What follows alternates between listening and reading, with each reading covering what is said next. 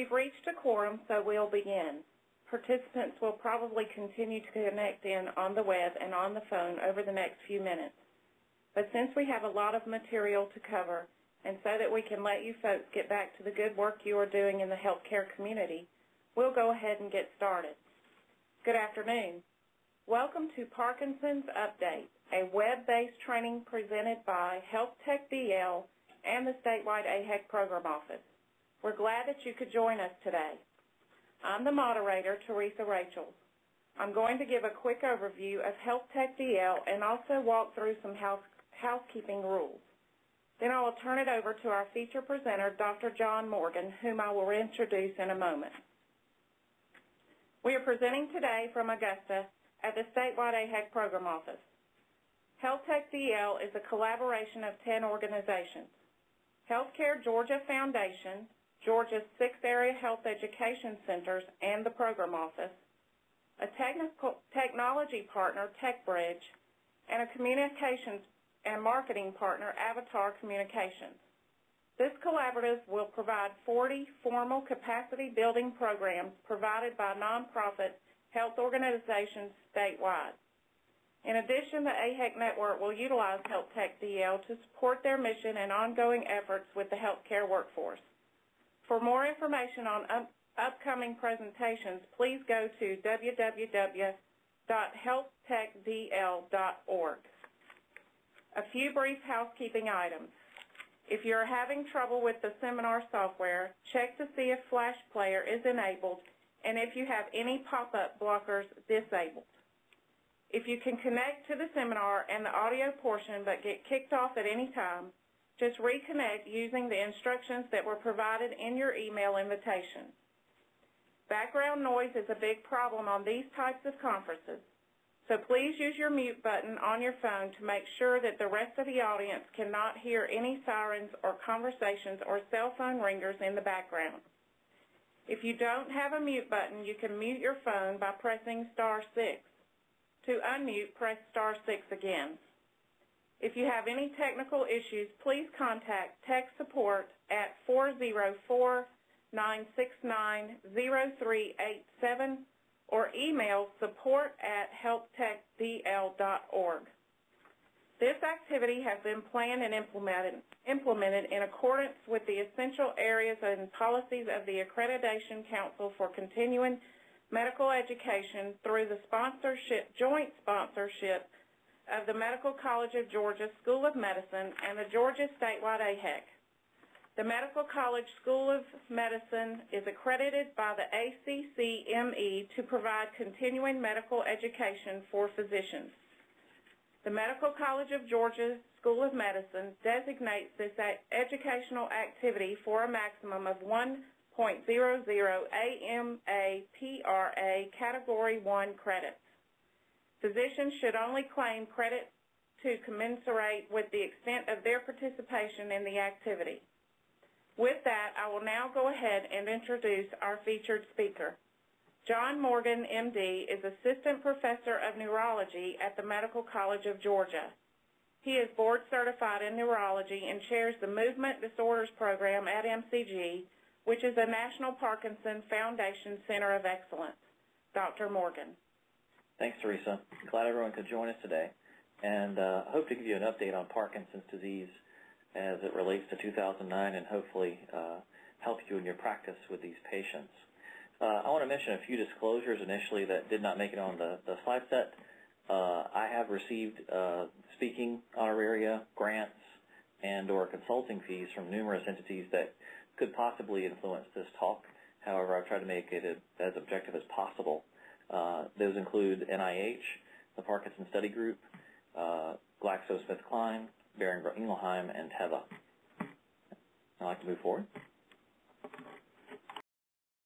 Okay, I like to start out with a pretty fun slide, usually to try to name all the people here on this slide who have Parkinson's disease. I've opened up a chat window, and you can type the names of folks that you see there that have Parkinson's, since we can't talk live. In the upper left there, is it Bill Clinton or the Pope who had Parkinson's disease? Can anyone respond?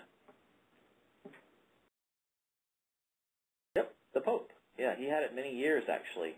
And probably had significant cognitive decline given the duration of his disease and his age by the time he died. I don't know if we'll hear about that anytime soon, but I bet it did influence his cognition somewhat. The next group of ladies there are the Golden Girls. Anyone know who had Parkinson's in that group?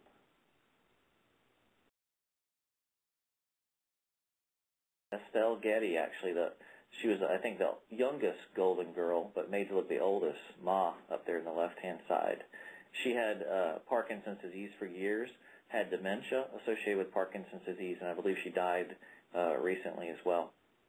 Muhammad Ali is pictured in the upper right there, or Cassius Clay, underwater in a neat photograph in the 60s probably, or 70s. And he has Parkinson's disease as well. A lot of folks think that head trauma, and well justified from research, is a risk factor for Parkinson's. Also, it's a risk factor for dementia. There's a condition called dementia pugilistica that folks can get from getting whacked in the head too many times. Another guy on the bottom right there, who's that? Type in there in the chat box. Yeah, Hitler. Hitler was thought to have Parkinson's disease as well, and may have had syphilis as well. But if you watch the History Channel, you can actually see him walking up and down amongst his lines near the end of the war, when the Nazis were running out of money to filter the films. And he has a nice resting trimmer in one hand, and he's always holding one arm to stop it from tremoring in many videos. How about Gene Simmons from KISS or Janet Reno? Everybody type in the box there. Janet Reno, actually. Yeah, Janet Reno has Parkinson's disease. Gene Simmons and Janet Reno are kind of the two folks who are opposite ends of the spectrum.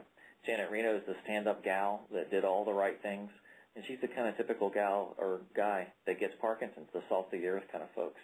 The guy who parties his butt off, drinks 5 million beers a night, does drugs, and sleeps with 4,000 women, like Gene Simmons, doesn't get Parkinson's usually. They die of something else. So kind of a contrasting picture there. It also affects African Americans and other races. You may see the average patient in your clinic is a white man, a farmer that comes in with Parkinson's, but African Americans get Parkinson's as well. And the lead singer for Earth, Wind, and Fire down there in the bottom in the yellow jacket has Parkinson's. Who's the guy at the bottom left?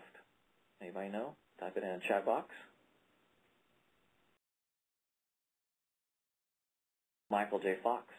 Michael J. Fox's foundation has actually raised $100 million, $120 million or so for research into Parkinson's disease. And thank God that a celebrity actually has your disease if you have Parkinson's, because it helps raise a lot of money for research. And hopefully his work will lead to a cure one day. Okay, let's start out with a question here. I'll see your responses, if you would. Which of the following is not a typical sign of early Parkinson's disease? Tremor, bradykinesia, gait instability, or cogwheel rigidity? If you'd respond.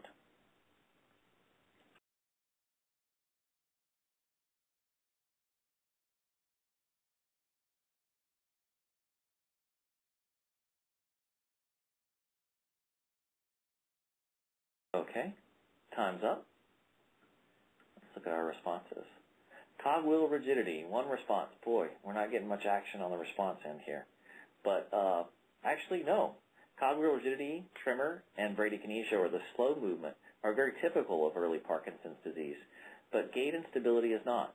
So if you have an early patient with Parkinson's disease, quote unquote, that comes in the office with that label, and they're falling left and right, you want to think that they don't have Parkinson's, or at least that's not the cause of their trouble walking or falls. You want to think they may have a Parkinson's plus condition or multiple other issues like orthopedic issues causing the falls. But the Parkinson's plus condition they most likely have is called progressive supranuclear palsy, or PSP. These folks have a lot of Parkinsonism, early dementia, early fall.